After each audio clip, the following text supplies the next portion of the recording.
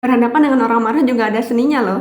Tenang, karena tenang adalah kunci. Umur berapa kamu tahu bahwa ternyata berhadapan dengan orang marah itu ada caranya? Nggak bisa sembarangan. Kenapa? Karena ketika kita berhadapan dengan orang marah, kita ini lagi berhadapan dengan energi negatif yang besar sekali.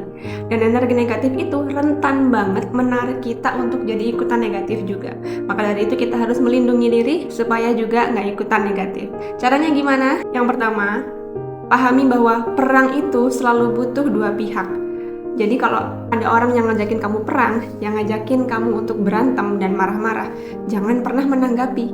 Supaya kamu nggak ikutan perang sama mereka. Karena ketika kamu ikutan perang, kamu dan mereka sama-sama negatif. Terus harus gimana dong? Tetap kalem, tenang, dan kelola emosi kamu seperti biasanya. Ketika dicaci maki, dikata-katain dengan omongan yang kotor dan kasar, masa kita harus diem aja? Nah ini, ketika ada orang marah yang caci maki kamu, ngomongin kamu dengan kata-kata kasar dan kotor, kamu sama sekali nggak perlu menanggapi. Dan nggak usah dimasukin ke hati. Karena apa?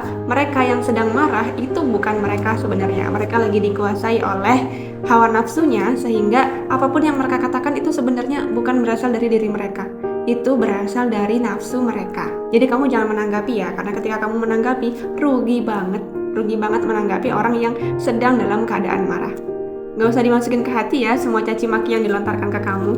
Lalu gimana kalau dia menyerang secara fisik? Nah ini tips yang ketiga. Tips yang ketiga ini adalah cukup cerdaslah untuk membaca keadaan. Ketika kamu dalam bahaya, kamu hanya punya dua pilihan, yaitu berlari menjauh sejauh-jauhnya atau bela diri. Kalau kamu memungkinkan untuk menjauh, lebih utamakan untuk menjauh dulu deh. Ketika dia bawa benda-benda yang berbahaya, ketika dia menyerang kamu dengan tubuhnya, dengan tangannya, kalau kamu bisa menghindar, menghindarlah yang jauh. Tapi ketika kamu gak bisa menghindar dan kamu punya kuasa untuk melawan atau mempertahankan diri, maka pertahankan dirimu, pertahankan keamananmu.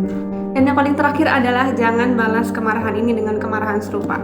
Karena setidaknya dengan 3 cara tadi itu, ketika kamu tidak menanggapi orang lain yang memancingmu marah, nanti ketika keadaan itu sudah lewat dan keadaan sudah kembali stabil, kamu akan merasa sangat damai, sangat tenang karena nggak menyesal kemarin kamu sudah terpancing jadi marah.